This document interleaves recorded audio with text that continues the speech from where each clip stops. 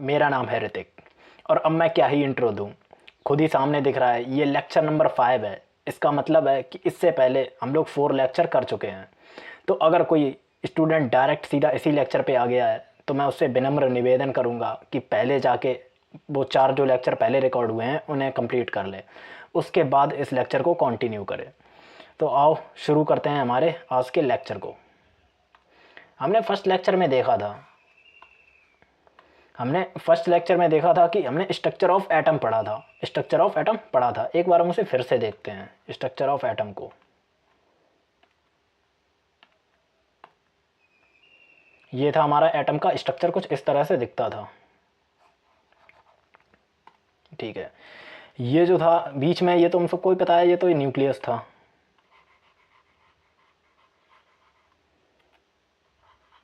ये न्यूक्लियस था। ठीक है, इसके अंदर क्या क्या होते हैं? इसके अंदर प्रोटॉन्स और न्यूट्रॉन्स होते हैं।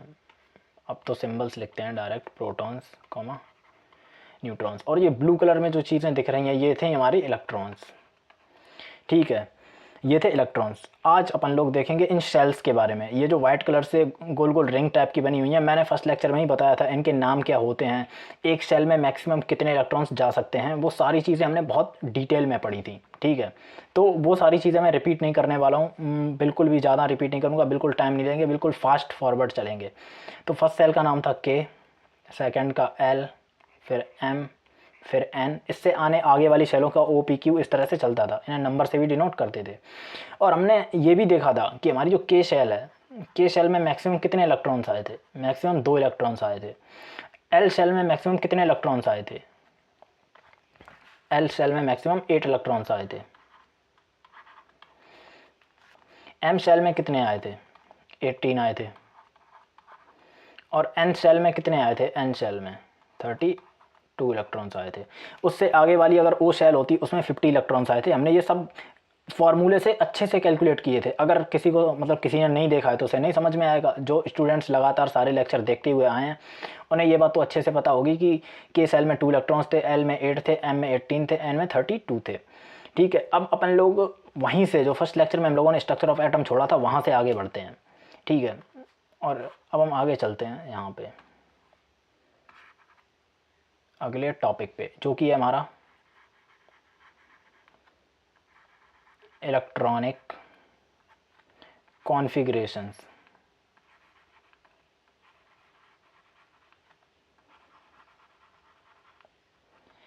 हमने ये तो देख लिया कि के शेल में कितने मैक्सिमम इलेक्ट्रॉन आ सकते हैं, एल शेल में कितने आ सकते हैं, एम शेल में कितने आ सकते हैं, एन शेल में कितने आ सकते हैं।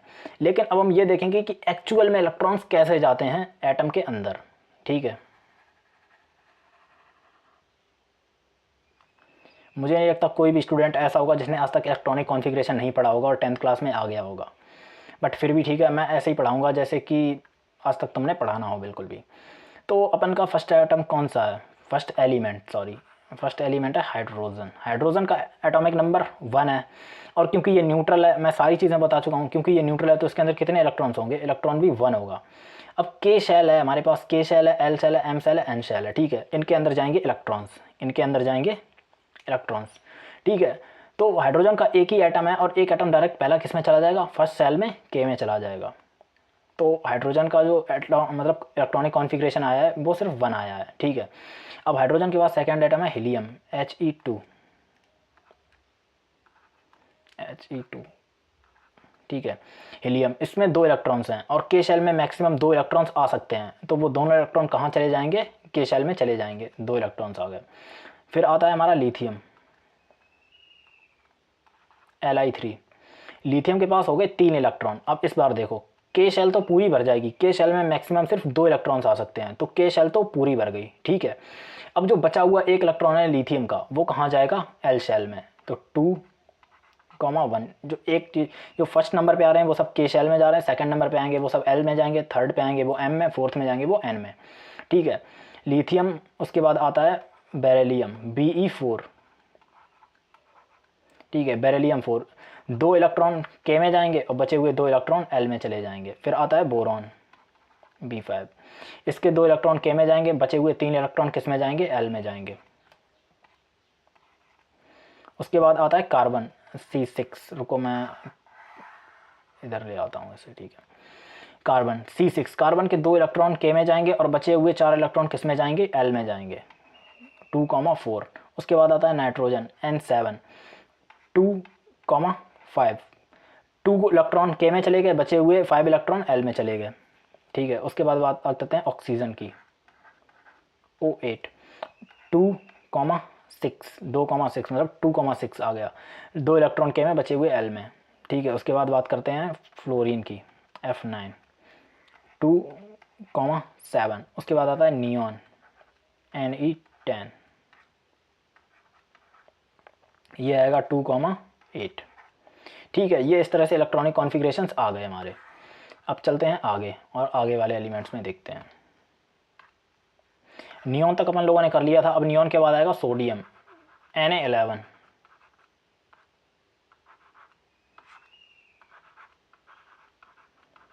Na11। ठीक है, सोडियम, सोडियम के पास कितने इलेक्ट्रॉन्स हैं, 11 इलेक्ट्रॉन्स हैं। तो पहले 2 इलेक्ट्रॉन्स किस में जाएंगे, K शेल में, बचे हुए 8 इलेक्ट्रॉन्स किस में जाएंगे, L शेल में। और उसके बाद इसमें 11 इलेक्ट्रॉन्स हैं और L शेल की जो मैक्सिमम कैपेसिटी है वो सिर्फ 8 इलेक्ट्रॉन है, उसमें 8 इलेक्ट्रॉन आएंगे। 8 के बाद जो इलेक्ट्रॉन्स जाएंगे वो M शेल में जाएंगे।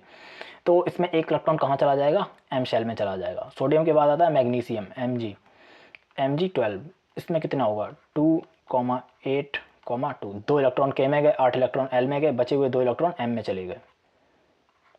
ठीक है, उसके बाद आता है एल्यूमिनियम, Al13। आई होप अभी तक तो आपको ये एलिमेंट्स और एटॉमिक नंबर मैं खुद इतनी बार क्लास में करा चुका हूँ कि अब आपको क्लास में याद हो गए होंगे। 2,8,3। उसके बाद आता है सिलिकॉन, Si14। जैसे मुझे याद है ना वैसे ही तुम्हें भी याद होने चाहिए, सिलिकॉन 2,8,4। ठीक है, उसके बाद आता है फॉस्फोरस, P15। फॉस्फोरस का कितना है, 2,8,5। उसके बाद आता है सल्फ़र, S16, 2,8,6। उसके बाद आता है क्लोरीन, Cl17, 2,8,7। उसके बाद आता है एर्गन, 18, 2,8,8। उसके बाद आता है अपना पोटेशियम, K19, 2,8,9। उसके बाद आता है अपना कैल्शियम, Ca20। ये एटॉमिक नंबर नीचे लिखे हुए हैं, ठीक है, 2,8,10। ठीक है, ये हो गए अपने इलेक्ट्रॉनिक कॉन्फ़िगरेशंस। ये ऐसे ऐसे करके जाके इलेक्ट्रॉन्स इन ऑर्बिट्स में या इन शेल्स में जाते हैं। ठीक है, एटम के अंदर की अगर बात करें, पर यहाँ पे एक प्रॉब्लम है। यहाँ पे ये 2 लास्ट वाले जो हैं पोटेशियम और कैल्शियम, ये गलत हैं। ये वाले जो इलेक्ट्रॉनिक कॉन्फ़िगरेशंस हैं, ये वाले ये गलत हैं।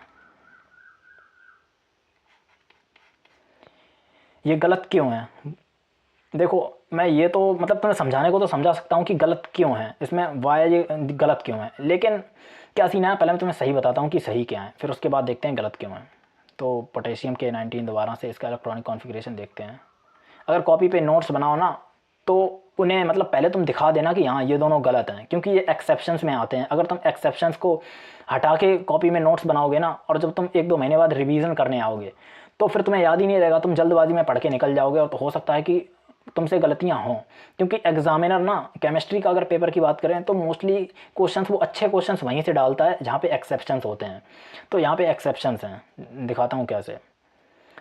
क्योंकि एम शेल में जो हमारे मैक्सिमम इलेक्ट्रॉन हैं वो 8 आ सकते हैं, ओ सॉरी, एम शेल में हमारे जो मैक्सिमम इलेक्ट्रॉन है वो 18 आ सकते हैं। लेकिन देखो होता क्या है, हमारे पास पोटेशियम है K19, इसका इलेक्ट्रॉनिक कॉन्फ़िगरेशन होता है 2,8,8,1। मतलब एम शेल में 18 इलेक्ट्रॉन जा सकते हैं, लेकिन फिर भी 8 इलेक्ट्रॉन जाने के बाद अगला एक इलेक्ट्रॉन एन शेल में चला गया है। मतलब इसमें 9 नहीं हुए, इसके अगले वाले में 1 चला गया, 2,8,1। और यही इसका असली मतलब कि इलेक्ट्रॉनिक कॉन्फ़िगरेशन है, और यही आपको याद करना है। मैं आपसे बोल रहा हूँ ये आपको रटना है। Ca20 इसका कितना है, 2,8, सेम ऐसा ही है, 2,8,2। ठीक है, ये आ गया इसका इलेक्ट्रॉनिक कॉन्फ़िगरेशन। ठीक है, ये हमारा इसका आया। अब क्यों आया वो दिखाता हूँ तुम्हें, छोटा सा मतलब बिल्कुल हल्का सा बताता हूँ, ज़्यादा नहीं बताऊँगा क्योंकि वो हमारे सिलेबस में नहीं है, वो 11th क्लास का टॉपिक है। तो मैं तुम्हें हल्का सा बस झलक देता हूँ। ये हमारे क्या हैं, KLMN, ये हमारी क्या हैं, ऑर्बिट्स, ये हमारी हैं ऑर्बिट्स, ठीक है। और इन ऑर्बिट्स के अंदर एक और चीज़ आती है, इलेक्ट्रॉन्स डायरेक्ट, हम अभी अपने लेवल पे इलेक्ट्रॉन्स को डायरेक्ट इन्हीं ऑर्बिट्स के अंदर फिल कर रहे हैं, लेकिन एक्चुअल में ये जो इलेक्ट्रॉन्स होते हैं वो इन डायरेक्ट ऑर्बिट्स के अंदर नहीं जाते। ऑर्बिट्स के अंदर भी एक और चीज़ होती है जिसे बोलते हैं ऑर्बिटल्स। अरे जैसे ऐसे समझ लो कि हमारा जो पूरा एटम है वो स्कूल है, और जो जो ऑर्बिट्स हैं वो क्लास हैं। तो क्लासेस के अंदर भी सेक्शन होते हैं ना, तो उसी तरह से ऑर्बिट्स के अंदर भी ये ऑर्बिटल्स हैं, और ऑर्बिटल्स 4 होते हैं, SPDF, ठीक है। तो इलेक्ट्रॉन एक्चुअली में इन ऑर्बिटल्स के अंदर जाते हैं, SPDF के अंदर जाते हैं, ठीक है। तो इलेक्ट्रॉन्स जो हैं वो इन्हीं ऑर्बिटल्स के अंदर जाते हैं, SPDF के अंदर। अब क्या सीन है कि इसे भरने के लिए, मतलब इनके अंदर इलेक्ट्रॉन्स डालने के लिए एक और रूल है जिसे अफबाऊ रूल बोलते हैं, और वो क्लास 11th का टॉपिक है, हम अपन उसे नहीं पढ़ने वाले हैं। बस ऐसा समझ लो कि एनर्जी के वजह से, एनर्जी का कुछ कॉन्सेप्ट रहता है, उसके वजह से ये इस तरह का सिस्टम आता है 2,8,1। जो अपना ये कौन सा है, पोटेशियम का जो इलेक्ट्रॉनिक कॉन्फ़िगरेशन आया है वो 2,8,1 आता है, जबकि M शेल में अभी भी स्पेस है, अभी भी यहाँ पे 10 इलेक्ट्रॉन जा सकते हैं, लेकिन फिर भी ऐसा होता नहीं है प्रैक्टिकली क्या होता है कि एक इलेक्ट्रॉन इसके आगे वाली शेल में चला जाता है, ठीक है। तो आपको ये सही वाला जो इलेक्ट्रॉनिक कॉन्फ़िगरेशन है वो याद करना है, ठीक है। अब अपन लोग देखते हैं आगे एक और चीज़,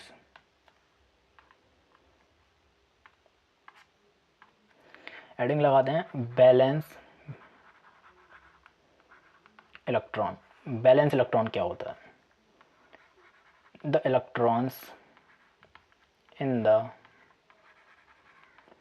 outer most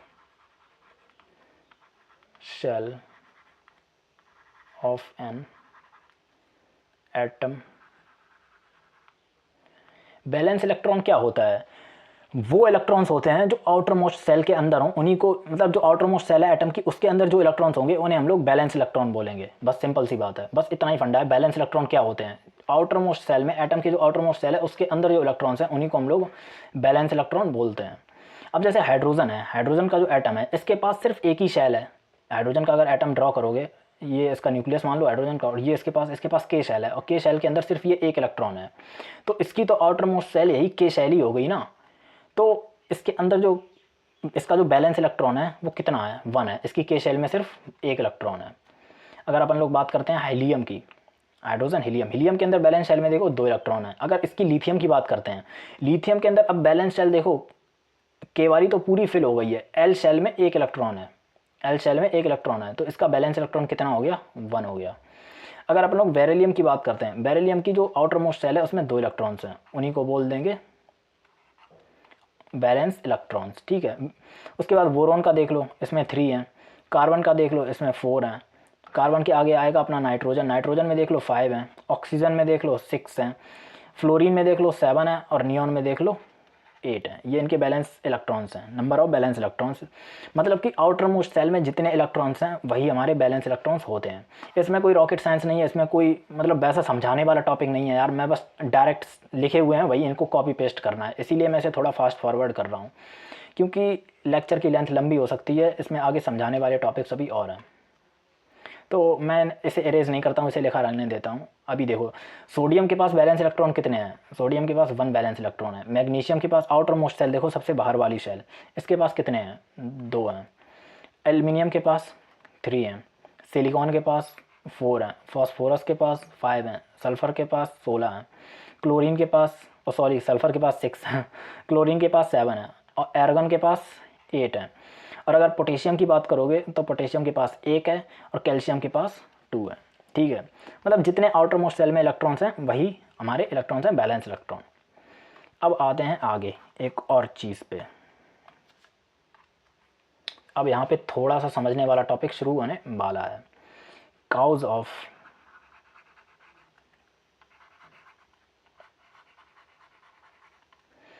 of chemical combination. अब हम धीरे धीरे ना बेसिक्स को इतना कवर कर चुके हैं कि अब हम बिल्कुल अपने जो 10th क्लास का पहला चैप्टर है उसकी बिल्कुल दहलीज पे आके खड़े हो गए हैं। बिल्कुल ये क्वेश्चन ऐसा है, ये क्वेश्चन आंसर है उस सवाल का जो हम लोग 10th क्लास में सबसे पहले पूछते हैं जाके। जो फर्स्ट डे हमारी कोई टीचर हमसे क्लास में आके जो क्वेश्चन पूछेगा ये उसका आंसर है। ये क्वेश्चन मतलब ये वही क्वेश्चन है जो 10th क्लास में अगर कोई टीचर तुम्हारा आता है फर्स्ट डे तुम्हें स्कूल में पढ़ाने या ट्यूशन में पढ़ाने 10th क्लास का, तो सबसे पहला क्वेश्चन जो तुमसे करेगा वो यही क्वेश्चन है। हम लोग देखते हैं कि पूरे ज़्यादातर 10th क्लास के सिलेबस में केमिकल रिएक्शंस हो रही हैं, केमिकल कंबाइन हो रहे हैं, नए केमिकल्स बन रहे हैं, तो टीचर सबसे पहला जो सवाल पूछता है वो यही होता है कि केमिकल क्यों कंबाइन हो रहे हैं। मानो अगर एलिमेंट्स कंबाइन ही ना होते, एटम्स मॉलिक्यूल्स ही ना बनते, कुछ ना बनता, तो कितनी सही रहता, पूरा केमिस्ट्री सब्जेक्ट ही नहीं बनता, पढ़ना ही नहीं पड़ता कुछ भी। लेकिन ये केमिकल मतलब कंबाइन हो जाते हैं और फिर कंपाउंड्स बन जाते हैं, पूरा एक नया सब्जेक्ट बन गया केमिस्ट्री, जो कि हमें पढ़ना पड़ रहा है। तो सवाल ये है कि क्यों बनते हैं, वाई, मतलब कि केमिकल क्यों कंबाइन होते हैं। तो इसका पहला रूल था, अभी मैं इसे समझाता हूँ, इसे बोलते हैं ऑक्टेट रूल।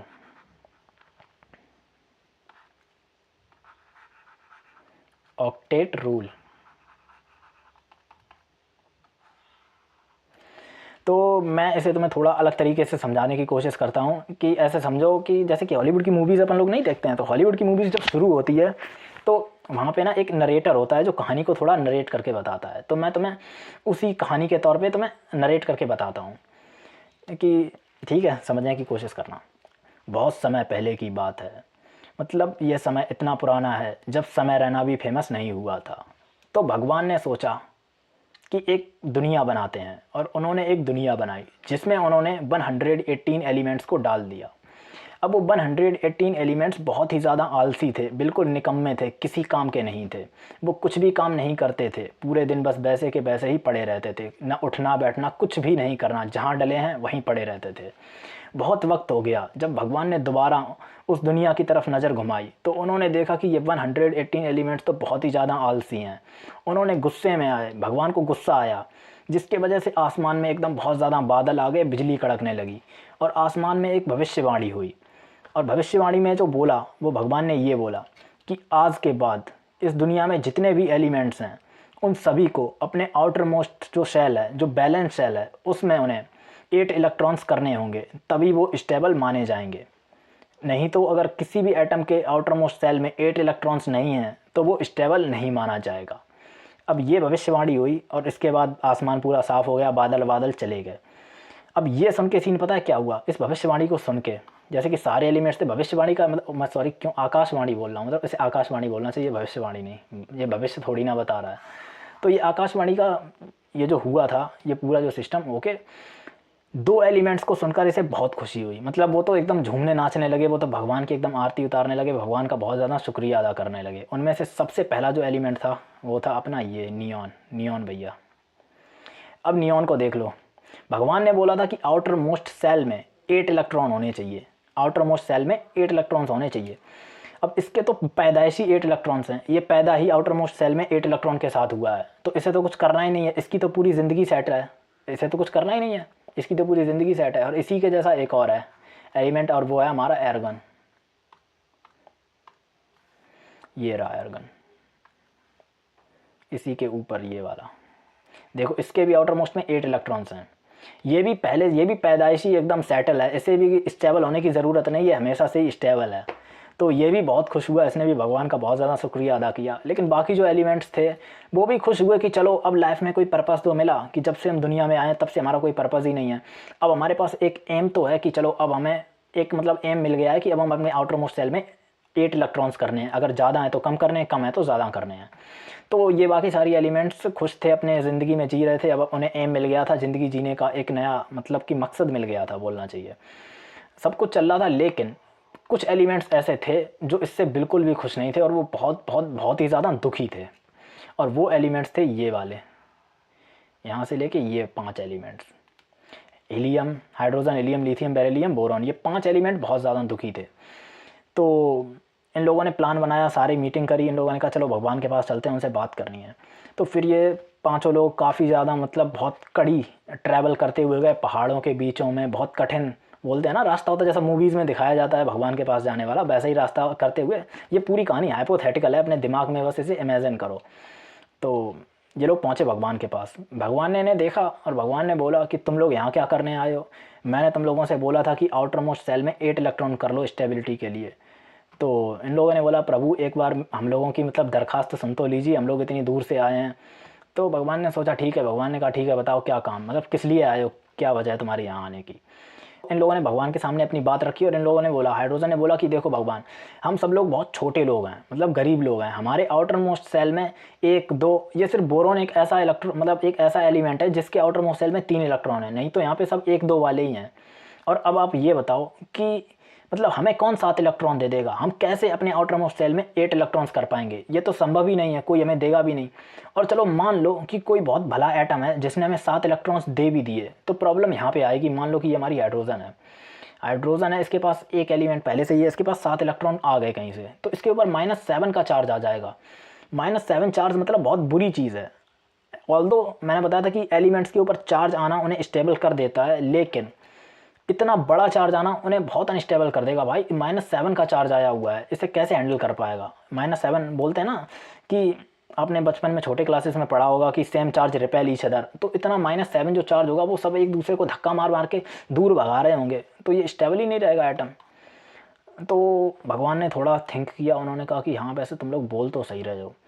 तो फिर क्या किया भगवान ने, एकदम आकाशवाणी में फिर से एकदम दोबारा से काले बादल हुए और दोबारा से बिजली कड़कने लगी। और फिर भगवान ने एक और रूल दिया, भगवान ने एक और मतलब बोला, उसे बोलते हैं डुप्लेट रूल। ठीक है, मतलब एक और आकाशवाणी हुई और भगवान ने क्या बोला कि ये छोटे एटम्स जो हैं जैसे कि हाइड्रोजन, हीलियम, लिथियम, इनके लिए क्या है कि स्टेबिलिटी रूल चेंज किया जाता है। अगर ये लोग, इन्हें अपनी आउटर मोस्ट सेल में सिर्फ 2 इलेक्ट्रॉन रखने होंगे, अगर इनके आउटर मोस्ट सेल में 2 इलेक्ट्रॉन्स हो गए तो ये लोग स्टेबल हो जाएंगे, इन्हें 8 इलेक्ट्रॉन्स करने की कोई ज़रूरत नहीं है। ठीक है, अब ये वाली भविष्यवाणी सुन के तो भैया हीलियम एकदम खुशी से कूदने लगा भगवान के सामने, उनके पैर वैर चूमने लगा, छूने लगा, ये देखो, क्योंकि हीलियम के पहले से ही 2 इलेक्ट्रॉन्स हैं, अब उसकी ज़िंदगी सेट हो गई, अब उसे कुछ करने की ज़रूरत ही नहीं पड़ी। अब उसके तो पहले से ही 2 हैं आउटर मोस्ट सेल में, तो उसे तो कुछ करने की ज़रूरत ही नहीं पड़ी। तो वो भी एकदम खुशी खुशी से, फिर ठीक है, क्योंकि भगवान ने उन लोगों की बात सुन ली थी, उन लोगों के लिए एक अलग रूल ऐड कर दिया था, तो ये लोग खुश होकर सब लोग लौट आए वापस अपने घर पे। ठीक है, अब सीन क्या हुआ, अब देखो, अब मैं तुम्हें इन्हें लिख के दिखाता हूँ। वैसे तो अगर क्लास 9th में होते तुम लोग तो मैं इन्हें बुक वाली डेफिनेशन पूरी लिखाता, ऑक्टेट रूल की क्या है, डुप्लेट रूल क्या होता है, लेकिन क्योंकि हम लोग क्लास 10th में, हम लोग सिर्फ समझने के लिए इन चीज़ों को पढ़ रहे हैं, तो मैं तुम्हें बिल्कुल हिंदी देसी भाषा जो अपनी सबसे ज़्यादा समझ में आने वाली भाषा है उसमें लिखता हूँ। ऑक्टेट रूल क्या है कि एटम्स को स्टेबल होने के लिए, या ऐसे लिखो, एटम को अपनी आउटर मोस्ट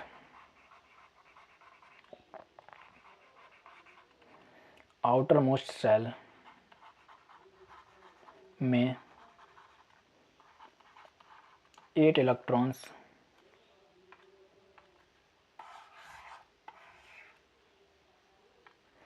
8 इलेक्ट्रॉन्स करने होंगे, तब जाके तभी वो स्टेबल होंगे। इंग्लिश में इसकी डेफिनेशन अलग है कि नोबल गैसेस जैसा इलेक्ट्रॉनिक कॉन्फ़िगरेशन अचीव करना पड़ेगा, वो मैं सारी चीज़ें नहीं लिख रहा हूँ, मैं तुम्हें बिल्कुल सिंपल एक भाषा में समझा रहा हूँ कि एटम्स को अपने आउटर मोस्ट सेल में 8 इलेक्ट्रॉन्स करने होंगे, तब जाके वो स्टेबल होंगे। और डुप्लेट रूल क्या है,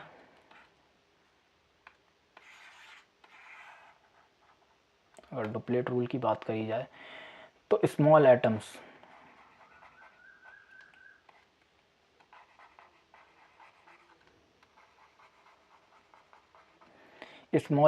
लाइक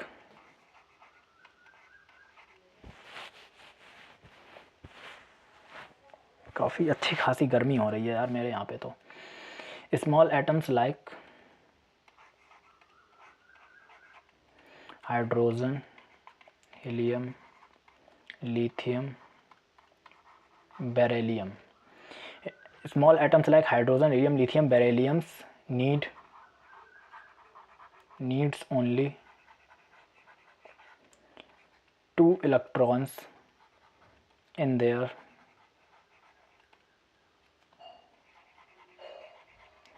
outermost cell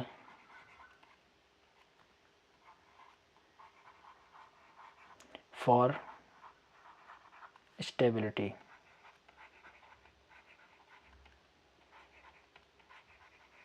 तुम लोग स्टेबिलिटी का मतलब समझ पा रहे हो? मैं स्टेबिलिटी वेर वेर शब्द यूज़ कर रहा हूँ, इसका मतलब समझ पा रहे हो? कोई भी एटम का स्टेबल होने का मतलब तुम ऐसे मान सकते हो कि जैसे कि अगर अपनी नॉर्मल दुनिया में इंसानों की बात करें तो इंसानों को स्टेबल होने के लिए सक्सेसफुल होना पड़ता है। अगर कोई इंसान सक्सेसफुल हो गया तो हम मान लेते हैं कि वो स्टेबल हो गया, अब उससे ज़िंदगी में ज़्यादा टेंशन लेने की ज़रूरत नहीं, अब तो उसकी ज़िंदगी सेट है, ठीक है। ऐसे ही एटम्स की दुनिया में अगर किसी भी एटम के आउटर मोस्ट सेल में 8 इलेक्ट्रॉन हो गए तो वो स्टेबल मान लेता है, फिर उसे अपनी ज़िंदगी की टेंशन नहीं कि चलो मेरे 8 इलेक्ट्रॉन्स हो गए, अब मेरी ज़िंदगी मज़े से कट जाएगी। बात समझ गए? स्टेबल होने का मतलब समझ जाओ, स्टेबल होना, एक जगह पे प्रोटेक्टेड हो जाना, फिर ज़्यादा टेंशन वगैरह नहीं लेनी है, ठीक है। तो स्मॉल एटम्स के लिए ये हुआ। अब यहीं पे एक चीज़ आती है बैलेंसी। अब ऑक्टेट रूल समझ लिया, डुप्लेट रूल समझ लिया, अब आते हैं बैलेंसी पे।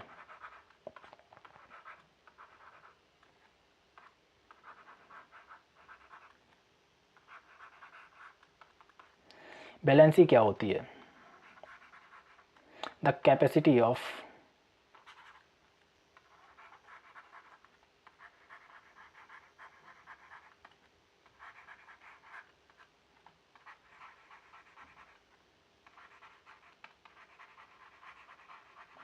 the capacity of combination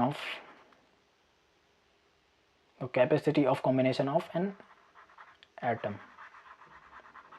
एक एटम की कॉम्बिनेशन कैपेसिटी कितनी है, वो कितने एटम के साथ कंबाइन हो सकता है, उसी को बैलेंसी बोलते हैं। बट जैसा कि मैं बिल्कुल देसी भाषा में लिखना पसंद करता हूँ जिससे कि एक ही लाइन पढ़ के तुम लोगों को समझ में आ जाए, तो ऐसे लिखते हैं,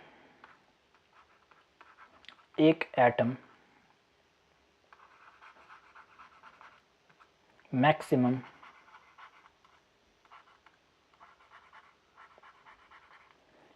जितने बॉन्ड्स बना सकता है, मतलब एक एटम मैक्सिमम जितने बॉन्ड्स बना सकता है वही उसकी बैलेंसी होती है, ठीक है। समझ गए कि उसकी जितनी कॉम्बिनेशन कैपेसिटी है वही उसकी बैलेंसी है। अब इधर देखते हैं अपन लोग इस वाली लिस्ट में, इसे इरेज कर देता हूँ, ठीक है। ये हम लोगों ने बैलेंस इलेक्ट्रॉन देख लिए कि आउटर मोस्ट सेल में बैलेंस इलेक्ट्रॉन कितने हैं। अब हम लोग बात करते हैं बैलेंसी की। देखो बैलेंसी का मतलब क्या है कि एक एटम कितने बॉन्ड्स बना सकता है। अब हाइड्रोजन की मैं थोड़ी सी और बात अगर करूँ, हाइड्रोजन, ऊपर वाले ने बोल दिया था कि हाइड्रोजन को भाई तुम लोगों को 2 इलेक्ट्रॉन करने हैं अपने आउटर मोस्ट सेल में। अब हाइड्रोजन के पास ऑप्शन ये है कि ये इसके पास 1 इलेक्ट्रॉन पहले से है, ये एक और इलेक्ट्रॉन किसी से ले ले तो इसके आउटर मोस्ट सेल में 2 इलेक्ट्रॉन्स हो जाएंगे, इसकी आउटर मोस्ट सेल जो के शेल है वो पूरी फिलअप हो जाएगी। लेकिन हाइड्रोजन के पास एक और ऑप्शन है। हाइड्रोजन मतलब ऐसे समझ लो कि 1 इलेक्ट्रॉन ले भी सकता है, और इसके पास ये जो 1 इलेक्ट्रॉन है, अगर ये 1 इलेक्ट्रॉन किसी को दे भी दे, मतलब अगर हाइड्रोजन के पास 0 इलेक्ट्रॉन हो गए ना, तब भी हाइड्रोजन स्टेबल हो जाती है। तो तभी मैंने जो तुम्हें लिस्ट दी थी ना, याद करो आयंस वाली, सेकंड लेक्चर में जब मैंने आयंस पढ़ाए थे, तो मैंने तुम्हें आयंस पढ़ाए थे, हाइड्रोजन उसमें कैटायन में भी था और एनायन में भी थी। समझ रहे हो ना? मतलब हाइड्रोजन पॉजिटिव आयन भी बना रही थी और निगेटिव आयन भी बना रही थी। पॉजिटिव आयन कब बनाएगी? जब ये 1 इलेक्ट्रॉन भी है, इसे भी वो किसी को डोनेट कर देगी और 0 इलेक्ट्रॉन हो जाएंगे उसके पास। जब 0 इलेक्ट्रॉन होंगे तो हाइड्रोजन H+ फॉर्म में आ जाती है। और जब हाइड्रोजन के पास 2 इलेक्ट्रॉन होते हैं, हाइड्रोजन किसी से इलेक्ट्रॉन ले लेती है तो इसके पास 2 इलेक्ट्रॉन हो जाते हैं और तब वो H- में आ जाती है। समझ के बात को, इस बात को याद रखना कि हाइड्रोजन अपना इलेक्ट्रॉन दे भी सकती है ज़रूरत पड़ने पर, जैसी उसे नीड हो, तब भी स्टेबल हो जाएगी। और अगर कोई उसे इलेक्ट्रॉन डोनर है, कोई उसे इलेक्ट्रॉन बाहर से दे रहा है, तो वो इलेक्ट्रॉन ले भी सकती है, तब भी स्टेबल हो जाएगी। उसके पास दोनों ऑप्शन है। लेकिन समझने वाली बात यह है कि वो एक ही इलेक्ट्रॉन का लेन देन कर रही है, एक ही इलेक्ट्रॉन का, मतलब एक ही बॉन्ड बना रही है। चाहे वो अपना इलेक्ट्रॉन दे दे, चाहे किसी से इलेक्ट्रॉन ले ले, बॉन्ड एक ही बना रही है। और बॉन्ड मेकिंग कैपेसिटी को ही क्या बोलते हैं? मतलब जिसकी जितनी कैपेसिटी है, बॉन्ड मेकिंग कैपेसिटी है, वो उसी को क्या बोलते हैं? बैलेंसी बोलते हैं। तो हाइड्रोजन की बैलेंसी कितनी हो गई? 1 हो गई। अब अगर तुम बुक्स में देखने जाओगे ना क्लास 9th की, तो उसमें पता है क्या बोलते हैं? जैसे कि मेटल्स की जो बैलेंसी है वो equal to number of valence electron है। जितने भी मेटल हैं उनमें उनकी जितने बैलेंस इलेक्ट्रॉन होंगे वही उनकी वैलेंसी हो जाएगी। और नॉन मेटल्स की वैलेंसी निकालने के लिए 8 minus number of electron in the valence shell. पर मैं वो तो मैं नहीं समझा रहा हूँ, वो सारी फालतू की चीज़ें हैं, फालतू की चीज़ें नहीं बोलूँगा, पर वो बच्चों को कन्फ्यूज़ करती हैं कि बच्चे पूछते आके हैं कि जैसे कि भैया ये देखो हाइड्रोजन तो मेटल भी नहीं है, फिर भी हमने इसकी वैलेंसी 1 क्यों रख दी? क्योंकि हाइड्रोजन सिर्फ एक ही बॉन्ड बना सकता है, चाहे वो अपना इलेक्ट्रॉन किसी को दे दे या किसी से अपना इलेक्ट्रॉन ले ले। बात समझ में आई? अब बात करते हैं हीलियम की। भैया हीलियम तो पहले से ही देखो खुश हो गया था, भगवान के पास नाचने गाने लगा था। हीलियम है संत आदमी हो गया है, मतलब साधु संत, अब उसे मोह माया प्रेम ब्रेम सबसे वो अलग हो चुका है, उसे दुनियादारी से कोई लेना देना नहीं है। तो इसीलिए ये जो हीलियम वगैरह हैं ये मतलब बॉन्ड ही नहीं बनाते हैं। तो मैंने केमिकल बॉन्डिंग वगैरह में कहीं पार्टिसिपेट करते हुए नहीं देखोगे, क्योंकि वो अपनी मस्त ज़िंदगी जी रहे हैं, उनकी ज़िंदगी का मकसद पहले से पूरा हो चुका है, उनके आउटर मोस्ट सेल में 2 इलेक्ट्रॉन पहले से ही हैं।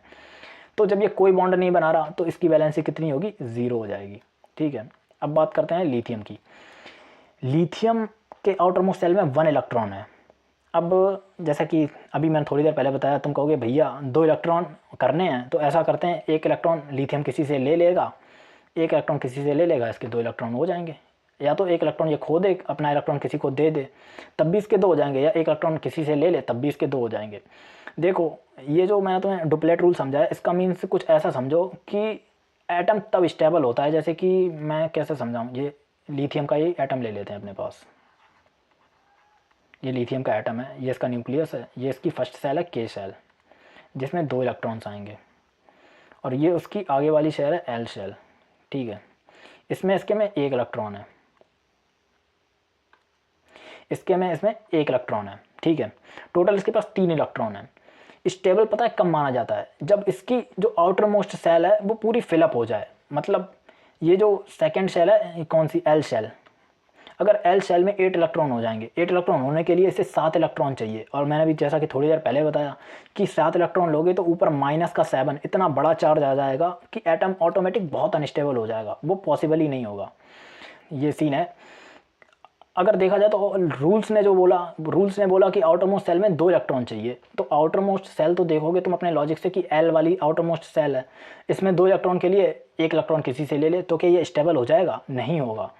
इसका रूल कुछ ऐसा कहता है कि जो आउटर मोस्ट सेल है उसमें पूरा मतलब जितने मैक्सिमम नंबर ऑफ इलेक्ट्रॉन्स आ सकते हैं वो फिलअप हो जाएं पूरे, ऐसा समझ लो, तब जाके स्टेबल होगा जाके ये। ठीक है, तो आउटर मोस्ट सेल में इसमें आउटर मोस्ट सेल इसकी एल है, लेकिन अगर ये 1 इलेक्ट्रॉन खो देगा यहाँ पे, ये एक इसका जो मतलब ये वाला जो 1 इलेक्ट्रॉन है, अगर ये वाला भी ये इलेक्ट्रॉन किसी को दे दे मान लो, तो इसकी आउटर मोस्ट सेल फिर के हो जाएगी, और के पूरी फिलअप है, पूरी फिलअप सेल है, के पूरी फ्री मतलब पूरी भरी हुई है, 2 एटम हैं उसमें। ठीक है, तो इसीलिए ये सिस्टम है कि लिथियम जो है, अगर किसी के माइंड में बच्चे के दिमाग में ख्याल आ सकता है ना कि भैया ऐसा है, आपने बोला था आउटर मोस्ट सेल में 2 इलेक्ट्रॉन होने चाहिए, 2 इलेक्ट्रॉन करने के लिए, अब जैसे कि बेरिलियम को ही देख लो, नीचे 4 देख लो, तो बेरिलियम को भी स्टेबल हो जाना चाहिए था, जैसे हीलियम स्टेबल हो गया था, उसके भी आउटर मोस्ट में 2 थे, इसके भी आउटर मोस्ट में 2 हैं, लेकिन बेरिलियम स्टेबल नहीं होता है। बेरिलियम को अपना जो दोनों मतलब ये जो इलेक्ट्रॉन है इसे लॉस करना पड़ता है। अगर इसकी वैलेंसी की बात करें लिथियम की, तो लिथियम सिर्फ और सिर्फ अपना 1 इलेक्ट्रॉन लॉस कर सकता है, गेन करने से भी उसे कोई फ़ायदा नहीं होगा, और लॉस करेगा तो फ़ायदा होगा जब एक ये इलेक्ट्रॉन है किसी और को दे देगा, तो मतलब इसके आउटर मोस्ट सेल में 2 इलेक्ट्रॉन हो जाएंगे, तो लिथियम की भी वैलेंसी 1 आ जाती है। अब बात करते हैं बेरिलियम की, जो मैं उतनी देर से तुम्हें समझा रहा था। देखो बेरिलियम पे भी लागू होता है, हीलियम के आउटर मोस्ट सेल में भी 2 हैं और बेरिलियम के भी आउटर मोस्ट सेल में 2 हैं। तो तुम मुझसे आके सवाल कर सकते हो कि भैया हीलियम तो एकदम स्टेबल हो गया, इसकी तो वैलेंसी 0 आ गई, वो किसी से बॉन्ड बनाता नहीं, तो इस लॉजिक से तो बेरिलियम को भी 0 हो जाना चाहिए, लेकिन नहीं। आउटर मोस्ट सेल ऐसे समझ लो पूरी 100% फिलअप होनी चाहिए। अब इसमें अगर जो तुम्हारी के एल शेल है, इसे फिलअप करने के लिए बेरिलियम को 6 इलेक्ट्रॉन चाहिए होंगे, और फिर से -6 इतना बड़ा चार्ज आएगा जो कि पॉसिबल नहीं है, फिर से एटम बहुत ज़्यादा अनस्टेबल हो जाएगा। तो बेरिलियम की वैलेंसी आती है 2, ये अपने दोनों इलेक्ट्रॉन्स दे सकता है, समझ के बात को, इसके जो दोनों इलेक्ट्रॉन्स है ये डोनेट कर सकता है। अब बात करते हैं बोरॉन की। देखो केमिस्ट्री में एक रूल, केमिस्ट्री मतलब बाकी सब्जेक्ट मैथ की तरह नहीं है कि एक फार्मूला आया और वो पूरे मैथ के ऊपर लागू होता है, ऐसा नहीं है। केमिस्ट्री में कोई लॉ आएगा, कोई रूल आएगा, वो थोड़े एलिमेंट्स पे लागू होगा और फिर वो आगे वालों पे लागू नहीं होगा, और वहाँ पे भी थोड़े में भी 1-2 एलिमेंट्स बच जाएंगे, उन्हें एक्सेप्शंस बोलते हैं। तो ये जो बोरॉन है ये एक्सेप्शन है, ये बोरॉन क्या है, एक्सेप्शन है। इससे मतलब स्टेबल होने के लिए अपने आउटर मोस्ट में ना 2 इलेक्ट्रॉन चाहिए ना 8 इलेक्ट्रॉन चाहिए। ये कहता है हम बिल्कुल अलग सिग्मा बंदे हैं, हमें चाहिए 6 इलेक्ट्रॉन। इससे स्टेबल होने के लिए आउटर मोस्ट में 6 इलेक्ट्रॉन चाहिए। और ना ये अपने एटम किसी को मतलब ना अपने इलेक्ट्रॉन्स किसी को देता है ना किसी से इलेक्ट्रॉन्स लेता है। ये बंदा है स्मार्ट बंदा, ये करता है शेयरिंग। शेयरिंग बोले तो ऐसे समझ लो पार्टनरशिप। ये दूसरे एलिमेंट्स के साथ पार्टनरशिप करता है और पार्टनरशिप करके अपने आउटर मोस्ट सेल में 6 इलेक्ट्रॉन कर लेता है। अब पार्टनरशिप 3 इसके पास हैं और पार्टनरशिप करने के लिए 6 करने के लिए 3 और इसे चाहिए हैं, तो इसकी वैलेंसी हो जाती है 3।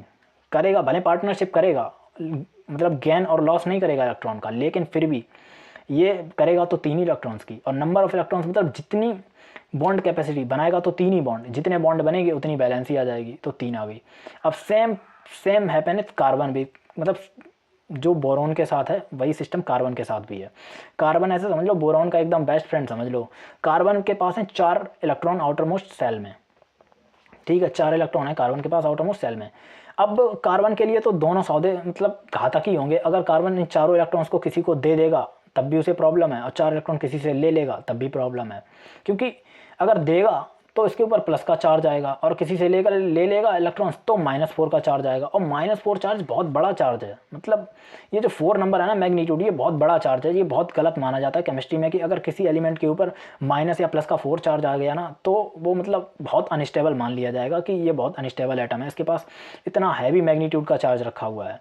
मैक्सिमम जो चार्ज जा सकता है वो प्लस या -3 तक जा सकता है, बस +-3 तक। और ये +-3 जाता है एल्यूमिनियम तक। हमारे सिलेबस में एल्यूमिनियम +-3 बनाता है, ठीक है, हमारे सिलेबस में एल्यूमिनियम +-3 बनाता है। अभी हम आगे देखेंगे। एल्यूमिनियम की बैलेंसी 3 होती है और वो +3 बनाता है, मतलब अपने तीनों इलेक्ट्रॉन दे देता है।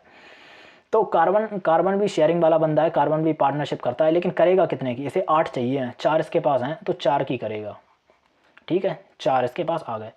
अब अपन लोग बात करते हैं नाइट्रोजन की। नाइट्रोजन के पास देखो 5 इलेक्ट्रॉन्स हैं, इसे 8 करने के लिए कितने चाहिए? 3 चाहिए, इसे 3 इलेक्ट्रॉन चाहिए। तो ये ऑब्वियस सी बात है 8 इलेक्ट्रॉन करने के लिए 3 इलेक्ट्रॉन किसी ना किसी से लेगा। और मैंने आपको पहले बताया था जब इलेक्ट्रॉन मतलब किसी भी एटम के अंदर इलेक्ट्रॉन आता है, जब भी इलेक्ट्रॉन बाहर से अंदर आता है तो क्या आता है? माइनस चार्ज आता है।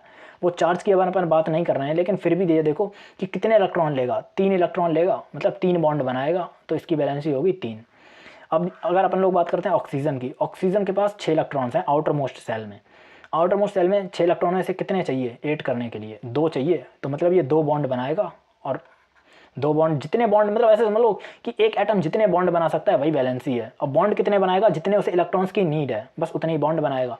तो ऑक्सीजन के पास 6 हैं और इसे 2 चाहिए हैं, तो 2 ये लेके बॉन्ड बना लेगा। फ्लोरीन के पास 7 है, इसे सिर्फ 1 चाहिए तो ये 1 बनाएगा। अब अपने नियॉन भैया देख लो, फिर से संत महात्मा आदमी, इनके आउटर मोस्ट में पहले से ही 8 इलेक्ट्रॉन है, तो इन्हें तो दुनियादारी से लेना है नहीं कुछ भी, तो ये बॉन्डिंग ही नहीं करते, इनका वैलेंसी 0 है, ठीक है। अब सोडियम फिर देख लो, सोडियम के आउटर मोस्ट में 1 इलेक्ट्रॉन है, इससे कोई 7 इलेक्ट्रॉन दे नहीं सकता, ना ये 7 दे भी देगा तो भी ये किसी से ले नहीं सकता क्योंकि -7 चार्ज आएगा, तो इसकी भी वैलेंसी 1 आ जाती है। ये चुपचाप इसके पास बस एक ही रास्ता है कि अपना इलेक्ट्रॉन किसी और को दे दो बस, और अपने ऊपर एक प्लस का चार्ज ले आओ। मैग्नीशियम भी सेम बंदा है, ये सिर्फ अपने 2 इलेक्ट्रॉन डोनेट कर पाएगा। अब मैंने बताया था कि मैक्सिमम टू मैक्सिमम वैसे जाने को तो बहुत सारे चार्ज जाते हैं आगे, पर अपने सिलेबस की अगर बात करें तो मैक्स टू मैक्सिमम +-3 तक, बस +-3 चार्ज ही जाएगी, 3 से ऊपर चार्ज नहीं जाएगा। 4 पे फिर शेयरिंग होने लगती है, पार्टनरशिप होने लगती है, फिर इलेक्ट्रॉन्स का आदान प्रदान नहीं होता है। तो अब अपने पास है क्या? एल्यूमिनियम 3, मतलब ये अपने 3 इलेक्ट्रॉन्स दे देता है। सिलिकॉन भी कार्बन का ही मतलब ग्रुप का बंदा है, तो ये भी शेयरिंग करता है, लेकिन 4 इलेक्ट्रॉन की शेयरिंग करेगा, 4 बॉन्ड बनाएगा, तो इसकी बैलेंसी कितनी हो गई? 4 हो गई। अगर अपन लोग बात करते हैं फॉस्फोरस की, मैंने फॉस्फोरस को 5 क्यों लिखा यार? P15 होगा।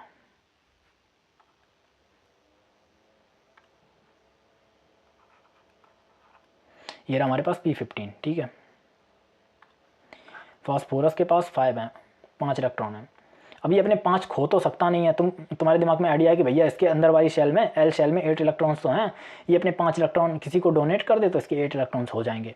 मुझे ये बताओ कि 5 इलेक्ट्रॉन्स डोनेट करना ज़्यादा आसान है कि 3 इलेक्ट्रॉन्स मतलब कि गेन करना ज़्यादा आसान है? अगर 3 इलेक्ट्रॉन गेन करोगे तो -3 का ही चार्ज आएगा, और अगर तुमने 5 इलेक्ट्रॉन्स लॉस कर दिए तो +5 का चार्ज आ जाएगा। यहाँ पे माइनस प्लस से मतलब नहीं है, तुम मैग्नीट्यूड देखो, नंबर बड़ा हो जाएगा, नंबर बड़ा नहीं होना चाहिए 3 से, ठीक है।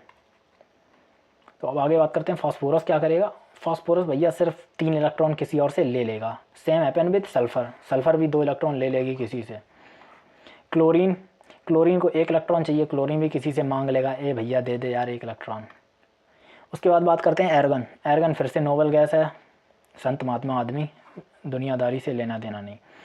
अब देखो पोटेशियम का इलेक्ट्रॉनिक कॉन्फ़िगरेशन 2,8,8,1 है, इसे आउटर मोस्ट में 8 चाहिए हैं। तो इसका सबसे फ़ायदे का सौदा यही है कि अपना 1 इलेक्ट्रॉन है ये किसी को दे दे और इसके आउटर मोस्ट सेल में 1 इलेक्ट्रॉन हो जाएगा।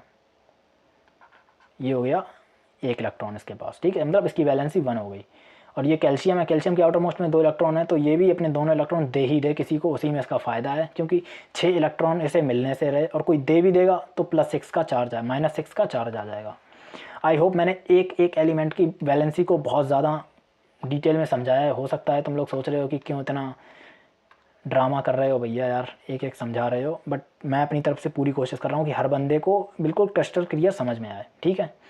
ये हो गई हमारी पूरी वैलेंसी की कहानी, ये हो गई हमारी पूरी वैलेंसी की, वैलेंसी कैसे चलती है आगे सिस्टम, ठीक है। वैलेंसी का सिंपल सा मतलब है कि कोई भी एटम कितने बॉन्ड बना सकता है, एक एटम मैक्सिमम जितने बॉन्ड बना सकता है वही उसकी वैलेंसी है। अब देखते हैं आगे। अब आगे है अपना interesting topic, that is ionic bonds. क्या होते हैं आयोनिक बॉन्ड्स, देखते हैं। these types of bonds formed by transfer, मुझे बोलना चाहिए complete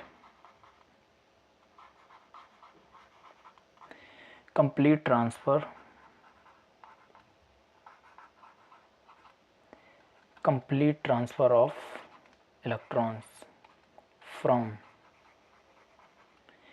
one atom to another।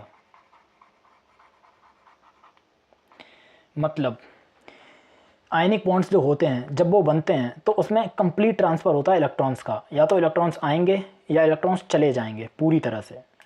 और मैंने आपको पहले बताया था कि मतलब जब भी कोई भी एटम है, जब वो इलेक्ट्रॉन किसी से लेगा या किसी को इलेक्ट्रॉन देगा तो क्या होगा, आयंस बनते हैं। मैंने आयंस टॉपिक में आपको पढ़ाया था कि जब भी कोई एटम है वो इलेक्ट्रॉन किसी से लेगा तो उसके ऊपर माइनस चार्ज आ जाएगा, किसी को देगा तो उसके ऊपर पॉजिटिव चार्ज आ जाएगा, और यही एटम जिनके ऊपर चार्ज होते हैं वही आयंस होते हैं।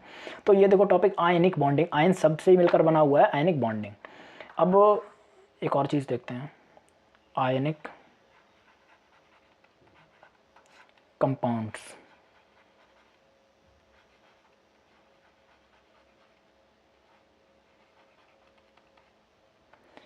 आयनिक कंपाउंड्स क्या होते हैं, दोज कंपाउंड्स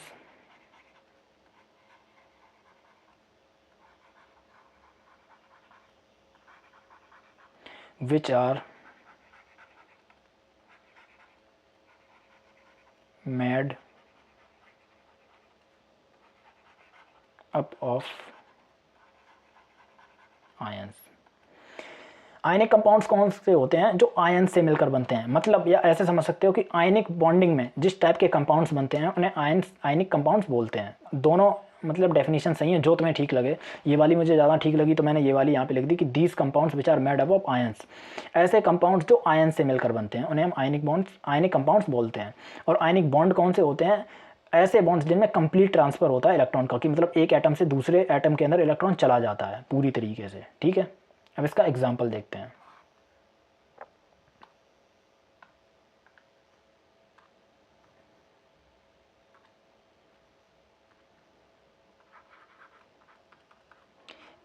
एग्जाम्पल देखते हैं, सबसे कॉमन एग्जाम्पल अपने पास है Na है और Cl है। अब देखो यहाँ पे मैं इलेक्ट्रॉन्स को रिप्रेजेंट करूँगा। इलेक्ट्रॉन्स को दो तरीके से रिप्रेजेंट करते हैं, या तो डॉट बना दो या फिर क्रॉस बना दो।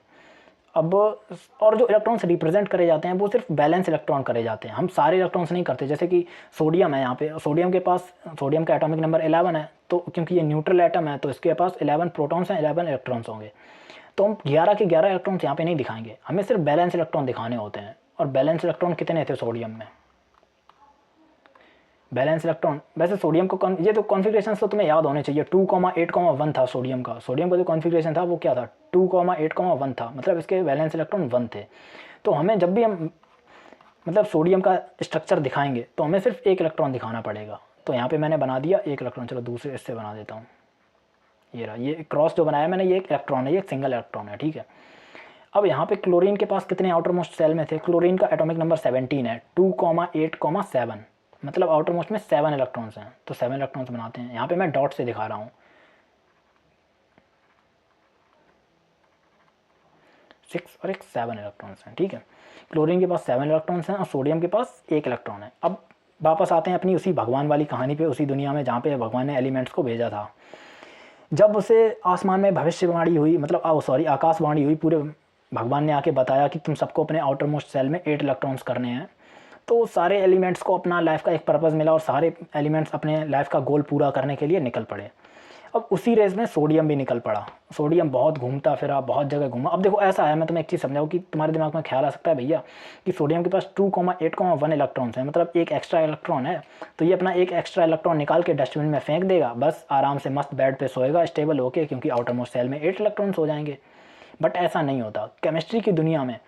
अगर तुम्हें अपना एक इलेक्ट्रॉन निकालना है बाहर, मतलब कि डोनेट करना है, तो कोई एक्सेप्ट करने वाला भी होना चाहिए। अगर सोडियम को अपना एक इलेक्ट्रॉन मतलब कि डोनेट करना है तो कोई एक्सेप्ट करने वाला भी होना चाहिए। जब तक कोई एक्सेप्ट करने वाला नहीं होगा, सोडियम अपना एक इलेक्ट्रॉन नहीं निकाल सकता। बात समझ में आई? तो ये मत सोचना कि भैया सोडियम के पास तो एक एक्स्ट्रा इलेक्ट्रॉन है, वो फेंक देगा ऐसे ही डस्टबिन में और फिर आराम से सोएगा जाके, ऐसा कुछ नहीं है। तो सोडियम अपना एक इलेक्ट्रॉन डोनेट करना चाहता है और वो ऐसी डोनेट की मतलब डोनर की तलाश में निकल जाता है कि किसे डोनेट किया जाए। बहुत परेशान होता है, बहुत घूमता है हर जगह, बहुत दुनिया में घूमता है, बहुत परेशान होता है, उसे कोई मिलता नहीं है, मतलब काफ़ी लंबा समय हो जाता है उसे कोई मिलता नहीं है। फिर एक दिन निराश हालत में वैसे ही बैठा हुआ अपना ट्रैवल कर रहा होता है, देख रहा होता है दुनिया को, तभी उसकी नज़र पड़ती है एक बहुत खूबसूरत इंसान पे। और गैस करो वो खूबसूरत इंसान कौन है? हमारी क्लोरीन। अब क्लोरीन बहुत ज़्यादा खूबसूरत है तो ऑब्वियस सी बात है सोडियम जैसा एकदम बंदा देख के उसे पिघल तो हो जाएगा ही। तो सोडियम एकदम जैसे कि नहीं क्या होता है, लव एट फर्स्ट साइड होता है। जैसी सोडियम की नज़र क्लोरीन पे पड़ी, एकदम हवाएं चलने लगी, बैकग्राउंड में गाने बजने लगे मस्त मस्त एकदम ही। तो सोडियम समझ जाता है कि भाई यही वो इंसान है जो मेरा गोल पूरा करेगा। तो क्लोरीन भी सोडियम को देखती है, सोडियम भी काफ़ी हैंडसम बंदा है, एकदम बढ़िया बंदा है, तो क्लोरीन की भी सेम ही हालत हो जाती है, मतलब क्लोरीन को भी एकदम बैकग्राउंड में गाने लव एट फर्स्ट साइड वाला सिस्टम हो जाता है। अब वैसे लव से याद आया कि तुम में से आज तक कभी किसी को ट्रू लव हुआ है? मतलब वो वाला नहीं, लड़कों से पूछ रहा हूँ कि हर तीसरे इंसान से लड़कों को होता रहता है, वो वाला नहीं, ट्रू लव किसी को हुआ है? ट्रू लव में पता है क्या होता है, जो मैंने नोटिस किया है, जो मतलब मेरा ओपिनियन है, मैं किसी किताब या किसी यूट्यूब वीडियो या किसी मूवी से बात नहीं कर रहा हूँ, मैं अपनी ओपिनियन दे रहा हूँ। मेरा जो मानना है कि ट्रू लव में पता है क्या होता है कि जब तुम उस इंसान के साथ होते हो ना, तो तुम्हें एकदम टाइम का पता नहीं चलेगा, तुम्हें ऐसा लगेगा कि घड़ी भाग रही है, तुम्हें ऐसा फील होगा कि 1 घंटा सिर्फ 10 मिनट का रह गया है। तुम स्कूल जाओगे, स्कूल में देखोगे इतनी जल्दी पीरियड खत्म हो गया, भाई इतनी जल्दी पीरियड कैसे खत्म हो गया, भाई इतनी जल्दी पूरा स्कूल का टाइम भी हो गया, ऐसा लग रहा है कि 2 घंटे पहले स्कूल आए थे और इतनी जल्दी स्कूल ख़त्म हो गया। और जब स्कूल से तुम घर पहुंच जाते हो, फिर तुम्हारा टाइम काटना होता है मुश्किल, फिर तुम घड़ी की तरफ देखते हो कि अभी सिर्फ 2 ही मिनट गुजरे, ऐसा लग रहा है कि 2 घंटे हो गए यार, आज की रात कट क्यों नहीं रही है यार, इतनी लंबी रात कैसे हो गई। जल्दी सुबह हो, जल्दी स्कूल जाएँ, अपने प्रिय इंसान से मिले जाके, तो ऐसा सिस्टम जो मुझे लगता है मेरे साथ तो होता था, देखो तुम्हारा मुझे नहीं पता है, तो ये सिस्टम होता है। दूसरी जो चीज़ मैंने नोटिस करी वो ये कि जिस इंसान से तुम्हें प्यार हो जाता है ना, उससे जुड़ी तुम्हें हर चीज़ मतलब अच्छी लगने लगेगी, चाहे वो कैसी भी हो, लेकिन तुम्हारे लिए वो अच्छी लगने लगेगी। अब जैसे कि मैं अपनी बात बताऊँ तो मैं मतलब मुझे पहले मैं करेला की सब्ज़ी नहीं खाता, करेले खाना मुझे पसंद नहीं था। तो एक दिन क्या हुआ, जिस इंसान से मैं प्यार करता था, वो इंसान करेले की सब्ज़ी लेके आया और उसने मुझे ऑफ़र किया। अब ऐसा तो है नहीं कि मैं करेले की सब्ज़ी खाता नहीं हूँ तो मैं ये बोल दूँ नहीं मैं करेले की सब्ज़ी नहीं खाता हूँ। अब सामने वाला इंसान ऑफ़र कर रहा है तो मुझे खानी तो पड़ेगी। तो मैंने एक बाइट लिया और मैंने खाया, और मेरा रिएक्शन ना बहुत ज़्यादा स्ट्रेंज था। उसे लगा कि शायद मुझे पसंद नहीं आई है, तो उसने पूछा अच्छी नहीं लगी। तो मैंने ये सवाल किया कि ये बताओ, ये करेले की सब्ज़ी सच में मीठी है या सिर्फ मुझे मीठी लग रही है? मैंने ये सवाल किया। तो उसने बोला कि मेरी मम्मी ऐसी करेले की सब्ज़ी बनाती हैं। तो मैंने कहा ऐसी करेले की सब्ज़ी तो मैं पूरी ज़िंदगी खा सकता हूँ। खैर यहीं पे रखते हैं अपनी प्रेम कहानी को, ज़्यादा आगे नहीं जाते हैं। तो अब वापस आते हैं सोडियम और क्लोरीन की। भाई इन दोनों का सिस्टम सेट हो गया। तो सोडियम ने देख को क्लोरीन के गाना, मतलब सोडियम ने क्लोरीन को देख के भाई गाना गा दिया कि मैंने तुझको देखा तेरी और इलेक्ट्रॉन फेंका। तो सोडियम ने क्या किया, इन दोनों का रिलेशनशिप वगैरह बन गया और इन लोगों ने क्या किया कि सोडियम ने अपना एक electron, long story short, sodium ने अपना एक इलेक्ट्रॉन क्लोरीन को दे दिया। ठीक है, अब क्या सीन होगा यहाँ पे देखो, मैंने तुम्हें पहले भी बताया था। अब वापस आ जाते हैं सीरियस होके, पढ़ाई पे वापस आ जाते हैं। हो गई पुरानी बातें याद आ गई, मेमोरीज तो थोड़ा बता दिया। तो सोडियम जो है अपना, ठीक है, जब भी मैं पहले बताया, जब भी कोई एटम इलेक्ट्रॉन देता है तो क्या होता है, उसके ऊपर क्या आता है, पॉजिटिव चार्ज आता है। ठीक है, और जो इलेक्ट्रॉन लेता है उसके ऊपर क्या आता है, निगेटिव चार्ज आता है। और ये जो ओवरऑल मॉलिक्यूल बना है NaCl का, नमक हमारा टेबल साल्ट ऐसे ही बना, जो हमारा मॉलिक्यूल बना है ना NaCl का, ये ओवरऑल न्यूट्रल चार्ज है। ऑल्दो सोडियम इसके अंदर +1 की स्टेट में है और क्लोरीन जो है वो -1 की स्टेट में, आयंस की फॉर्म में है, लेकिन जो ओवरऑल जो है वो ओवरऑल चार्ज 0 है, क्योंकि जितना प्लस है उतना ही निगेटिव है। ठीक है, अब मैं तुम्हें एक चीज़ दिखाता हूँ प्रैक्टिकली, ये बात तो प्रैक्टिकल है, ये प्रैक्टिकल चीज़ है कि केमिस्ट्री कितनी ब्यूटीफुल चीज़ है। वो तुम देखो कि सोडियम, तुम अकेले देखोगे सोडियम कितना खतरनाक मेटल है, मतलब कितना हाईली रिएक्टिव है। अगर तुम उसे पानी में डाल दोगे ना तो लिटरली ब्लास्ट हो जाता है। तुमने यूट्यूब पे कई वीडियोस देखी होंगी जिसमें मिस्टर इंडियन हैकर जैसे लोग हैं जो सोडियम को पानी में डाल के दिखाते हैं, मतलब ऐसे वीडियोज़ हम लोगों ने बना के रखी हुई हैं। तो तुमने देखा सोडियम का एक टुकड़ा अगर पानी में डाल दो आग लग जाती है, ब्लास्ट हो जाता है, कितना हैवी। तो कितना खतरनाक मेटल है सोडियम। और अगर वहीं पे क्लोरीन की अपनी बात कर लें तो क्लोरीन जो है वो पॉइजनस गैस है, हाईली पॉइजनस गैस है, बहुत ज़्यादा डेंजरस गैस है। और केमिस्ट्री ने इन दो को मिला के एक कंपाउंड बनाया जो कि है NaCl, और जो कि इतना ऐसा कंपाउंड है मतलब जिसे हम डेली खाने में खाते हैं। अब देख लो तुम केमिस्ट्री की ब्यूटी, ये केमिस्ट्री का कमाल है कि उसने दो इतने खतरनाक एलिमेंट को मिलाकर एक ऐसा एलिमेंट बना दिया जिसे हम डेली खाते हैं। अगर हम सोडियम को नॉर्मली कंज्यूम कर लें तो भी हमारी डेथ हो जाएगी, और अगर क्लोरीन को भी नॉर्मली कंज्यूम कर लें, प्योर क्लोरीन, तो भी हमारी डेथ हो जाएगी। लेकिन हम NaCl को रोज़ाना कंज्यूम करते हैं और तब भी हम हेल्दी रहते हैं, मतलब वो चीज़ हमारी हेल्दी डाइट के अंदर आ जाती है। तो केमिस्ट्री की यही ब्यूटी है।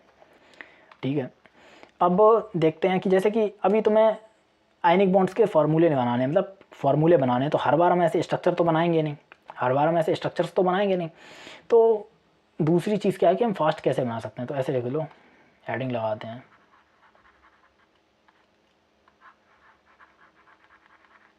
केमिकल फार्मूले।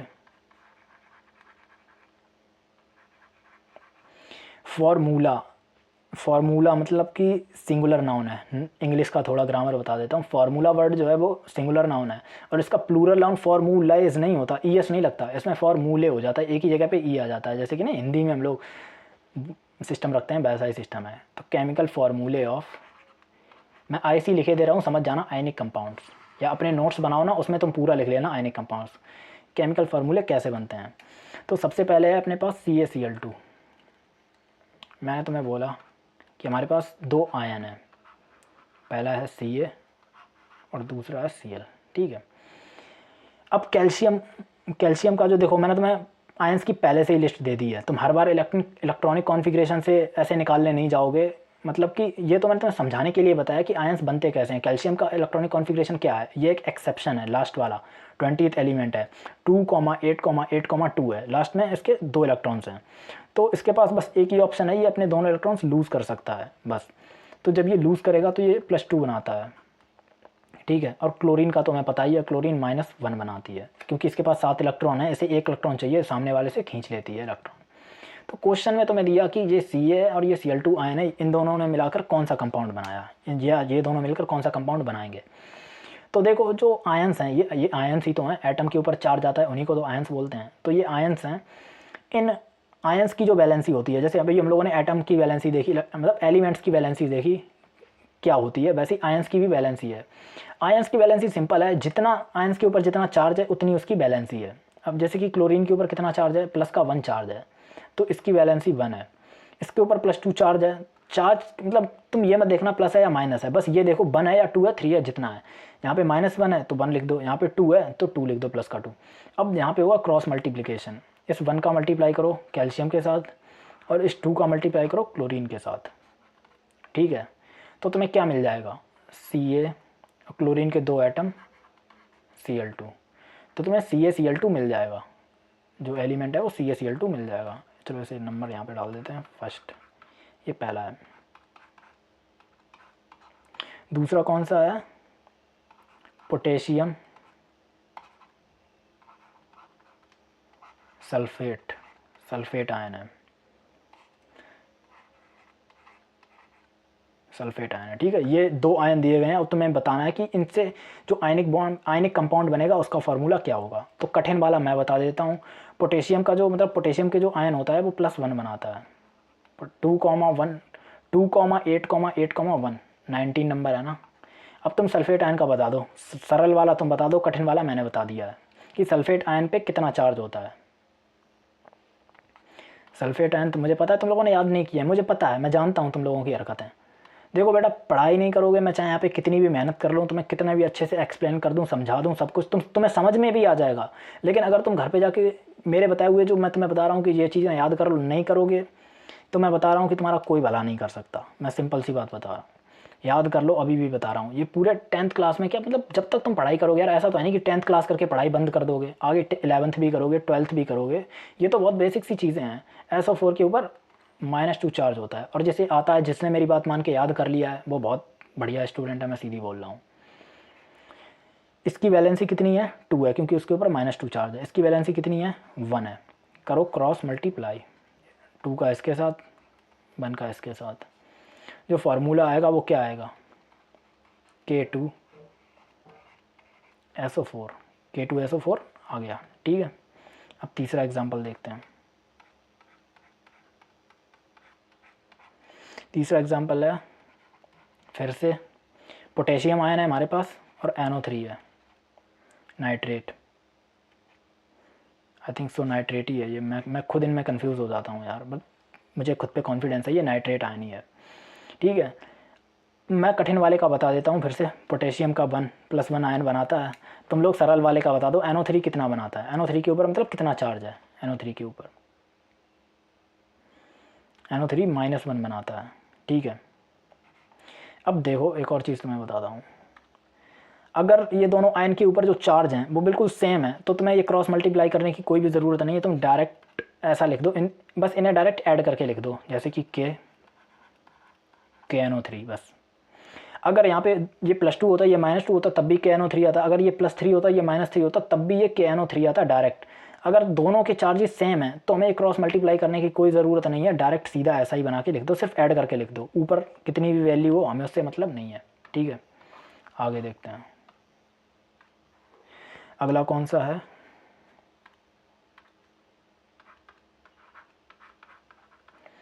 आगे है Mg और Cl। चलो मैं तुम्हें टाइम दे रहा हूँ, इसका फार्मूला तुम लोग खुद बना के बताओ। Mg का तो निकाल ही लोगे यार चार्ज, मैंने पहली चीज़ तो लिस्ट ही दी थी तुम लोगों को, सारे कैटायन एनायंस की, तो तुम लोगों को याद होने चाहिए। अब बताओ इसका कितना आएगा, इसका फार्मूला क्या आएगा।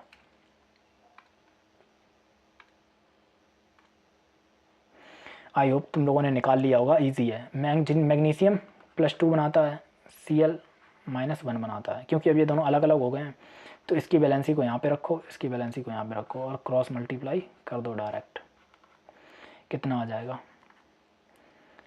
मैग्नीशियम का 1 आयन आएगा Mg, क्लोरीन के 2 आयन आ जाएंगे Cl2, Mg Cl2। अगला देखते हैं 5th वाला, ठीक है।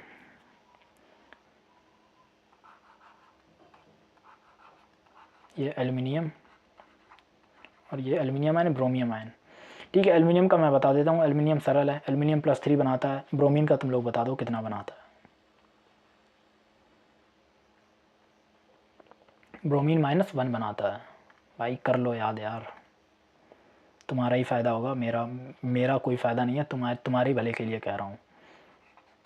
यहाँ पे 1, यहाँ पे 3 कर दो क्रॉस मल्टीप्लाई,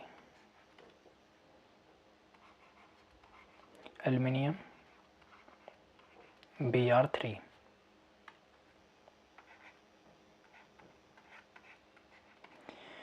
अगला कौन सा है, ओके, अगला काफ़ी बढ़िया है,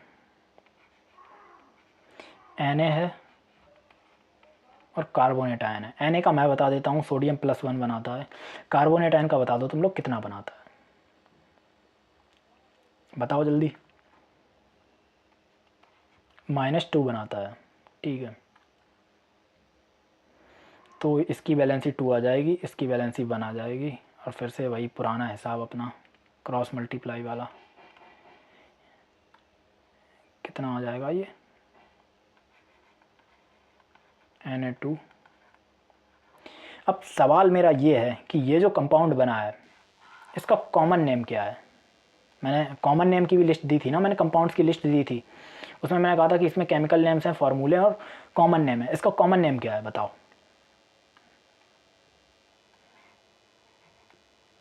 इसका कॉमन नेम है वॉशिंग सोडा, ये वॉशिंग सोडा है।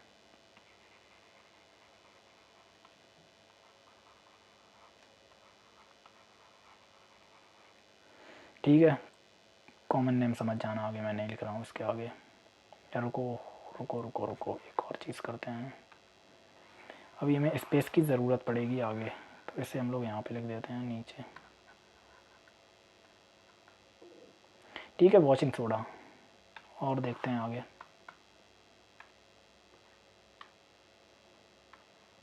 एक एग्जांपल और ले लेते हैं।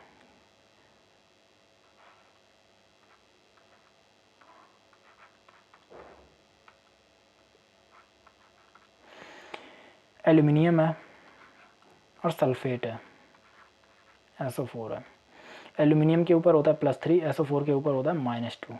ठीक है, इसकी 2 है, इसकी 3 है। फटाफट से क्रॉस मल्टीप्लाई करते हैं और ये हमारे पास आ जाएगा Al2 SO4 का होल थ्राइस, ये आ गया। ठीक है, अब हम लोगों ने आयनिक कंपाउंड्स के फार्मूले बनाने देख लिए कि अगर हमें आयंस दिए जाएंगे तो हम फार्मूले बना लेंगे, कोई दिक्कत की बात नहीं है। ठीक है, रुको इसका भी कलर चेंज कर ही देता हूँ, सारे एक साथ ठीक लगने लगेंगे।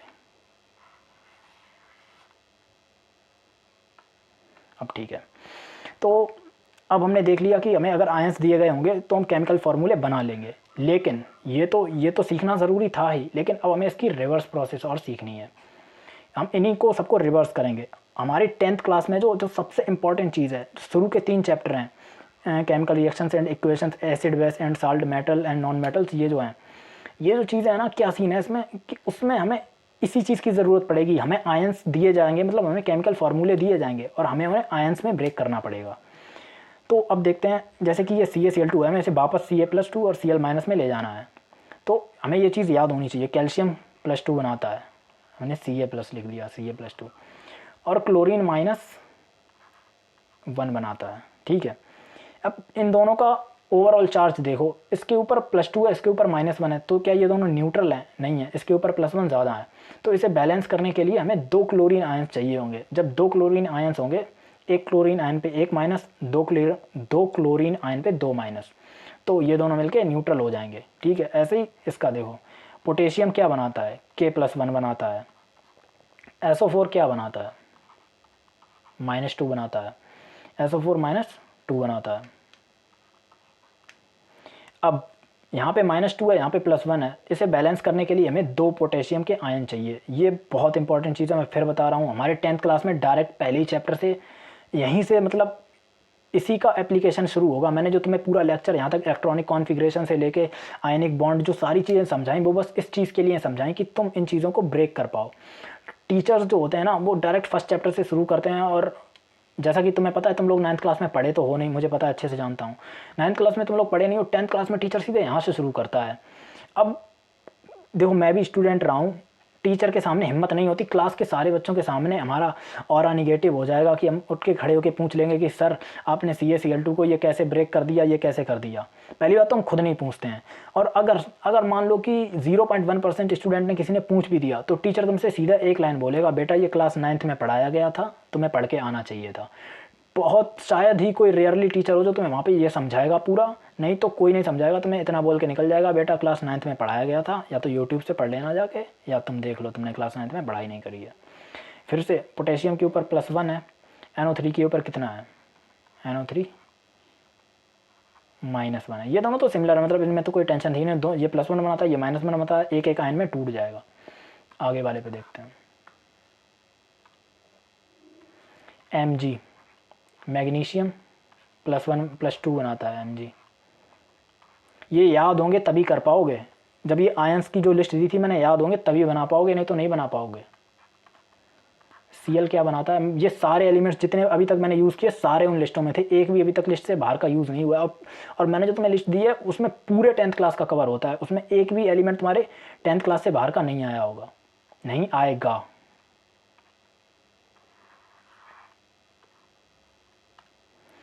अरे यार, Mg के ऊपर +2 है, Cl के ऊपर -1 है, इसे बैलेंस करना है तो हमें 2 क्लोरीन आयंस लग जाएंगे बस।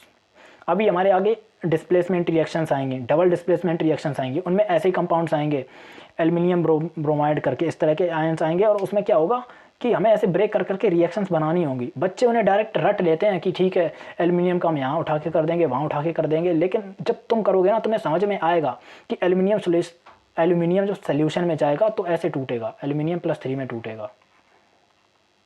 देखो साइंस को पढ़ना अलग चीज़ है, साइंस को पढ़ना अलग चीज़ है और साइंस को रटना अलग चीज़ है।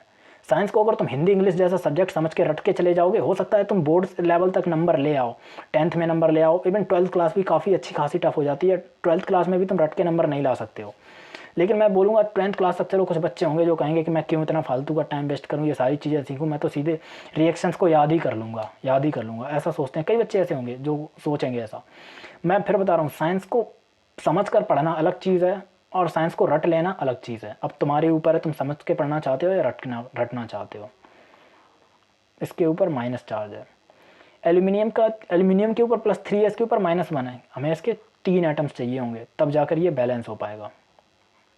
सोडियम के ऊपर होता है ये वाला Na+1 होता है CO3 -2 होता है। -2 को बैलेंस करने के लिए हमें 2 सोडियम एटम चाहिए। अब देख भी लो, अगर तुम इस फार्मूले को देखोगे तो सोडियम के 2 एटम हैं और कार्बोनेट के 3 एटम हैं। तो सॉरी, कार्बोनेट का 1 एटम है CO3 का।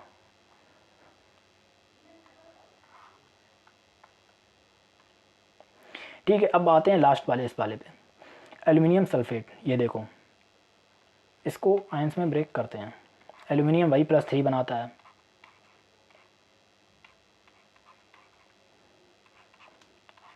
SO4 -2 बनाता है।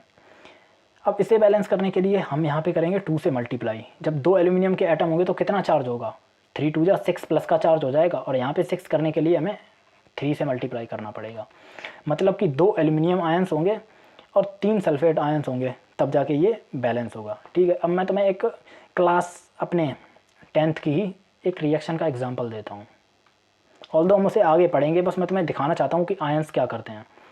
मान लो कि हमने सोडियम मेटल है, सोडियम मेटल को हमने वाटर में डाल दिया, H2O। क्या होता है जब सोडियम मेटल को वाटर में डालते हैं, सोडियम तो Na+ में है, ठीक है, वाटर का क्या सीन होगा। अभी मैं इस इंटरमीडिएट स्टेट पे ले जा रहा हूँ कि पहले ये आयंस में टूटेंगे, डायरेक्ट मैं पूरी रिएक्शन करके नहीं दिखा रहा हूँ। वाटर टूटेगा H+ में और OH- में, हाइड्रोक्साइड आयन में टूटेगा। वाटर के पास 2 हाइड्रोजन है, एक हाइड्रोजन अलग निकल गया और एक OH आयन पूरा अलग निकल गया, ठीक है, ये टूटेगा इतने में। और फिर क्या होगा, ये Na+ है और ये OH- है, ये दोनों देख लो, ये Na+ है, OH- है, opposite charges attract each other, दोनों एक दूसरे से जुड़ जाएंगे, तो क्या मिल जाएगा हमें, NaOH मिल जाएगा। अब ये हाइड्रोजन अकेली बची है, तो हाइड्रोजन अकेली क्या बनेगी, ये हाइड्रोजन गैस बना लेगी और निकल जाएगी। और इस रिएक्शन में बहुत सारी क्या निकलती है, हीट एनर्जी, हीट भी बहुत ज़्यादा। ये एरो का ऊपर का साइन तो पता होगा ना, रिएक्शन में अगर एरो का साइन ऊपर लग रहा है मतलब रिलीज़ हो रहा है, रिएक्शन से बाहर निकल रही है, ठीक है।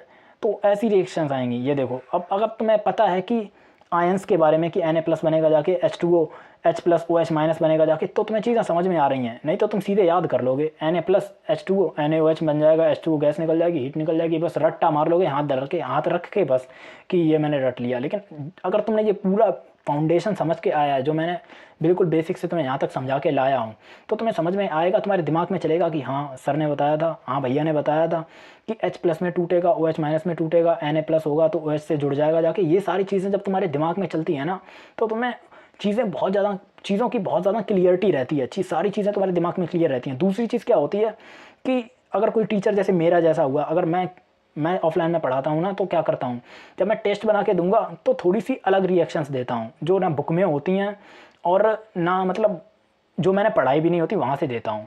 अब मैं ये चेक करता हूँ कि कितने बच्चे रट के करने वाले हैं और कितने बच्चे समझ के करने वाले हैं। जो समझ के करने वाले होते हैं वही उन रिएक्शंस को कर पाते हैं।